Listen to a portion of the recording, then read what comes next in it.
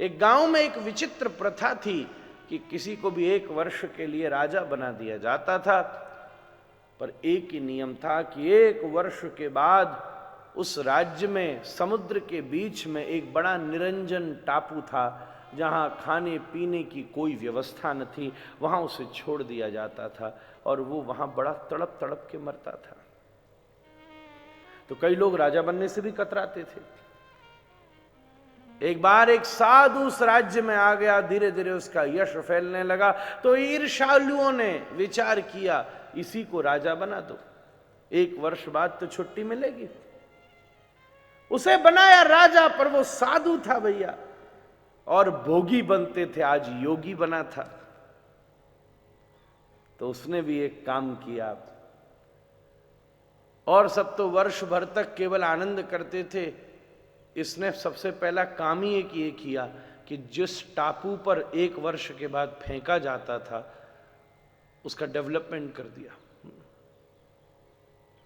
वहां नौकाओं के आने जाने की व्यवस्था कर दी, वहां खेती करवा दी, वहां एक बढ़िया सुंदर आश्रम बना दिया, वहां कुछ थोड़ी सी गैयाओं को छुड़वा दिया, वहां विद्यालय यज्ञशाला बन गई, वहां बड़े सुंदर सुंदर और आने जाने वाले यात्रियों के सुंदर अनुष्ठान, दर्शन, टूरिस्टिक स्पॉट्स बना दिए। और परंपरा के अनुसार जब 1 वर्ष के बाद उसे वहां फेंका गया तो वो राज्य से भी ज्यादा सुविधा में वहां रहता था। नियम इतना ही था कि वहां छोड़ दिया जाएगा, वो और आनंद से रहता था।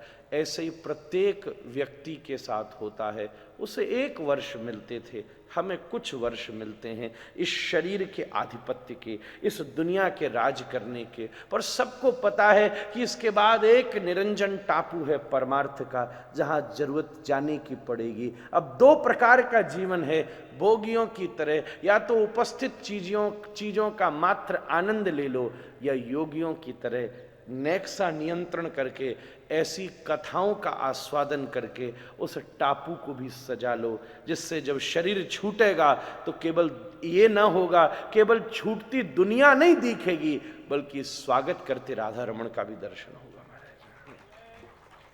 अभी रोते हम इसलिए हैं क्योंकि छूटती दुनिया दिखती है, पर महात्मा इसलिए मुस्कुराता चला जाता है क्योंकि उसको हाथ बढ़ाए गोपाल का भी दर्शन होता है। ये कैसी अद्भुत बात है। कोई स्टेशन पर लेने ही ना आया हो तो आपको कितनी असुविधा होगी उतरने में, बड़ी दिक्कत होगी। कभी कभी कोई वृद्धा कहीं पहली बार जा रही हो तो वी मेक श्योर कि उसका अरेंजमेंट हो कि रिसीव करने कोई कौन आ रहा है। जहां हम जाते हैं वहां सबसे पहले रिसीव करने वाले का अरेंजमेंट करते हैं कि वो गाड़ी लेके साइन बोर्ड के साथ खड़ा होगा।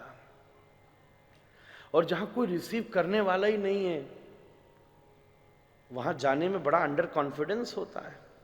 अब हालांकि आजकल की तो सुविधाएं अलग हो गई, फिर भी आप इस छोटी सी बात से समझ सकते हैं, जिसने अपने जीवन में उन संबंधों का निर्माण किया है जो इस जीवन के पश्चात भी उपस्थित हो सकते हैं।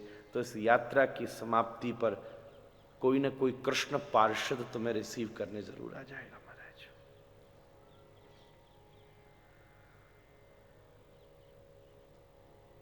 यही जीवन का संपूर्ण उद्देश्य, सार, संपन्नता है।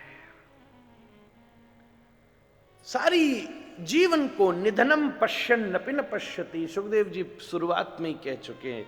बस मात्र इस विचार के साथ आनंद से व्यतीत कर लेना चाहिए। खूब विस्तार करिए, किसी ने समस्या न बांधी, बस थोड़ा सा एक सूटकेस भी ऑलवेज पैक होना चाहिए, क्योंकि कोई पता नहीं देहि नाम क्षणभंगुरा। जीवन में किया गया सदकर्म, जीवन में जीवन से परे का ये दिव्य विचार ही हम सब के जीवन में निधि के रूप में प्राप्त होता है। भगवान ने जो जो चीजें सामने दी उस सबको प्रसाद रूप में स्वीकार किया जाए। प्रसाद के साथ आस्था होती है। हमारे जीवन के प्रत्येक उपलब्धि को जब हम विषाद की जगह प्रसाद समझ लेंगे, और केवल सद्वस्तुओं को ही प्रसाद नहीं समझना है। बड़ी महत्वपूर्ण बात है देवेश भैया कि कई बार दुख को भी प्रसाद समझना चाहिए। कभी कभी समस्याओं को भी ठाकुर जी को प्रसाद समझना चाहिए। कई बार मन को प्रसाद मिले, कई बार बेमन को प्रसाद मिले, पर जो चीज बेमन की है वह भी चौंकी जे प्रसाद है, हम आस्था सो वाय थोड़ो सो ग्रहण करवे में संकोच नहीं करें। लड़ुआ होतो तो पूरा पाए लेते, दूसरी चीज मिली है तो नेक्सो तो लेंगे, ठाकुर जी की प्रसादी ना छोड़ी जा सके।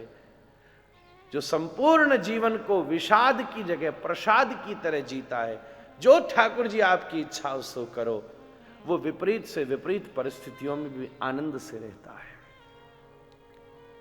कहां राम राज्याभिषेक को जा रहे थे, एक रात पहले मां ने कह दिया, तापस वेश विशेष उदासी, 14 बरस राम बनवासी। आजकल किसी को कह दो तो वो इसी बात को सोच के डिप्रेशन में चला जाए। ये बात सुन के जब राम लौट रहे थे तो कौशल्या जी रास्ते में मिल गई। बोले बेटा क्या बात हो गई? बोले प्लान में थोड़ा चेंज हो गया है माँ। पिताजी तो मुझे अयोध्या का राज्य दे रहे थे, पर कैकेयी जी ने मुझे पूरी जंगल का राज्य दे दिया है महाराज।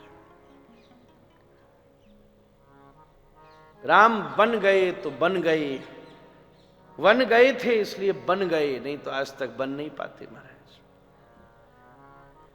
तभी जीवन की हर परिस्थिति जब प्रसाद रूप में स्वीकार होती है तो न अकेले रहना समस्या रह जाती है, न परिवार में रहना समस्या रह जाती है।